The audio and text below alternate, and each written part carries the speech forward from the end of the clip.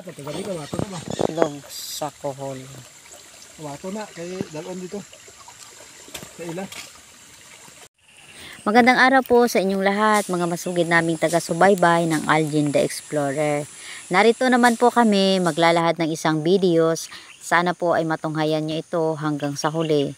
Sana po ay makatulong din ito sa inyo sa mga organic food. So, sa mga veggies dyan, ito ay para sa inyo.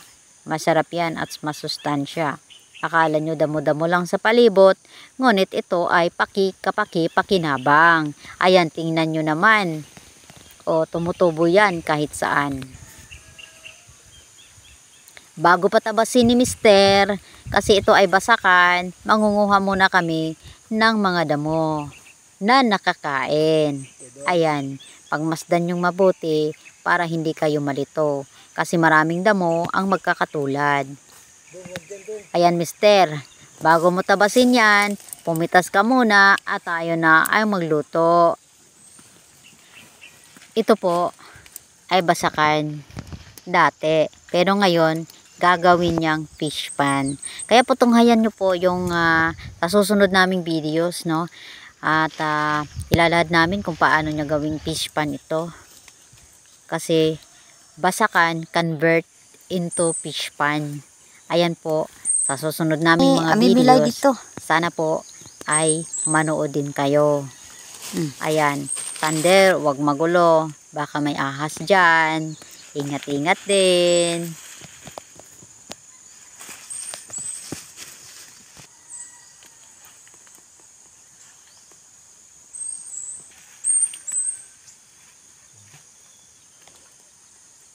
Ang tataba po dito ng mga emelda.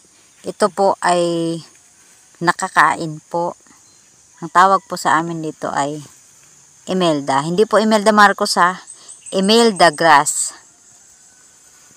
Kaya po kung wala kayong kamote tops, ito po ay parang kamote tops. Tumutubo po yan kahit saan. Ayan po. Pagmasdan nyo po ang dahon kasi baka magkamali kayo. Ayan. Ayan ang dahon niya.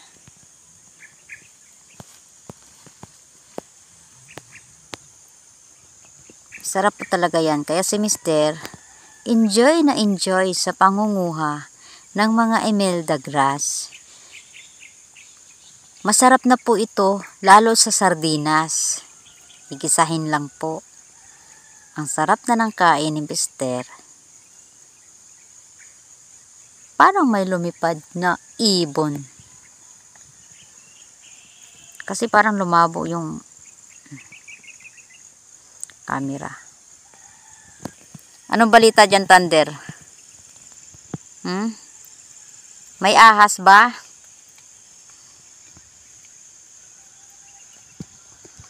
At ayun si Thunder, nanginginain na ng mga damo-damo.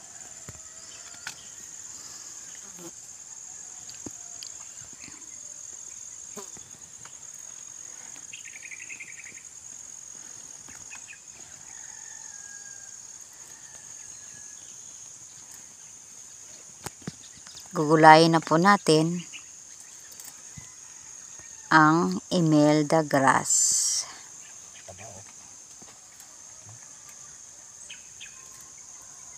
Sobrang taba ng mga emelda grass dito. Napakasarap nito. Lalo na ito ay organic. Pwede po itong steam o kaya ginisa o kaya adobo. O kaya ihalo sa sardinas.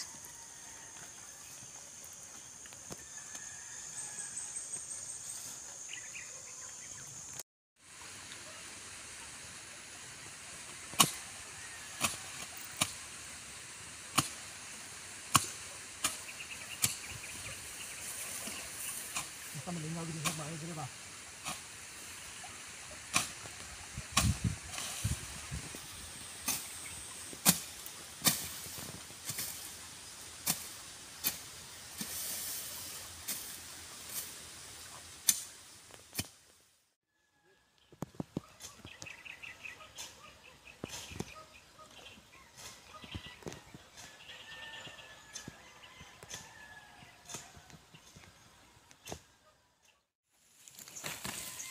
Siyempre, bago tayo magsimula, kailangan natin ng luya. Kaya ayan si Mister, nagkukot-kot na ng mga native na luya.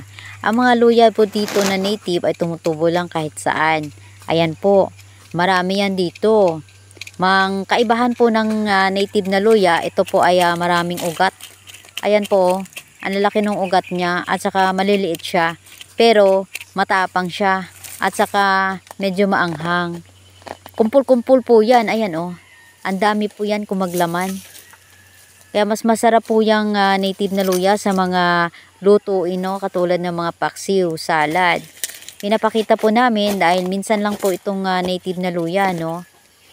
Kaya maganda po ang native na luya. Magparami kayo kahit sa tabing bahay lang.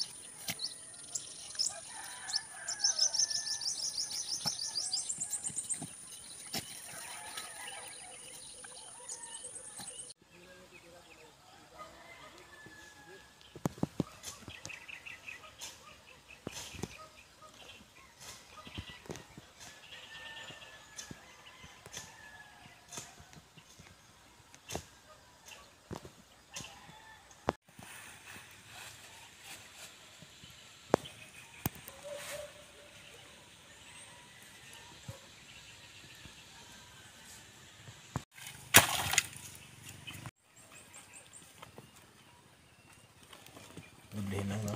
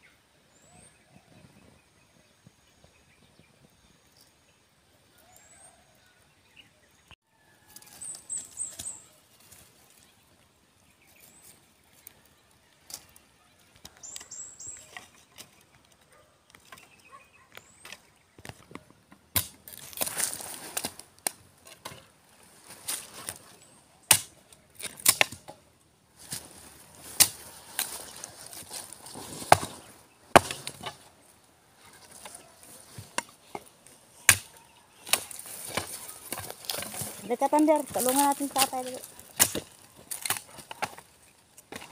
Sino ba kasama nila? Tata? Hindi ko pa alam. Hindi ko luto.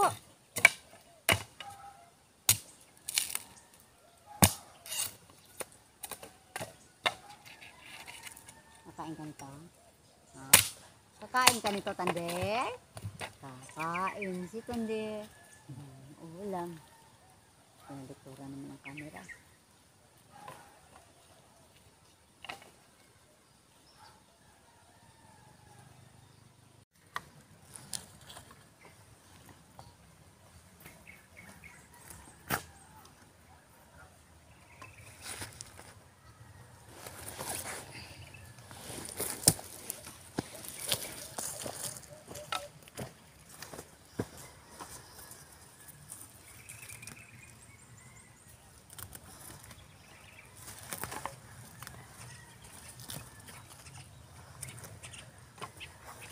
Ito ka tandi eh.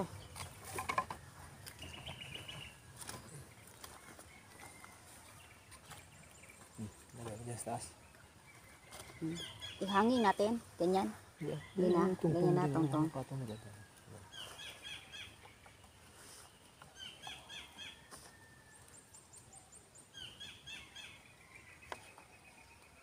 Balihin mo na.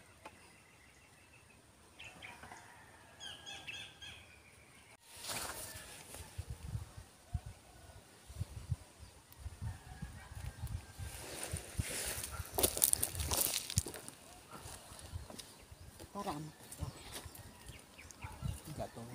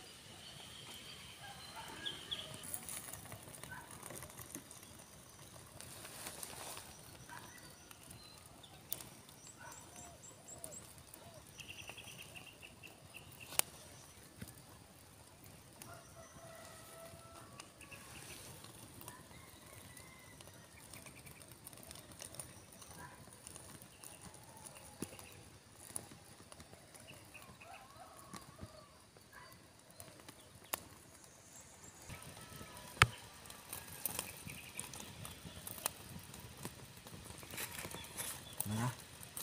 Hah?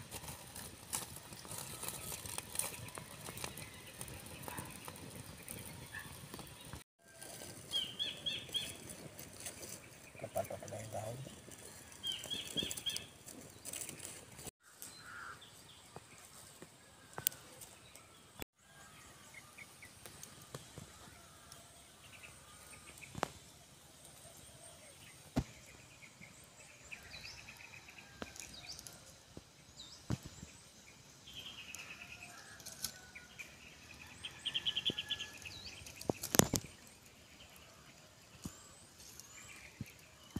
Mahal.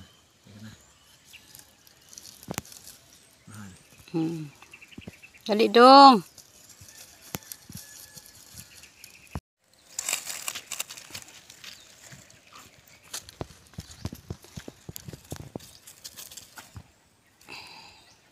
Ano ka dapat cara?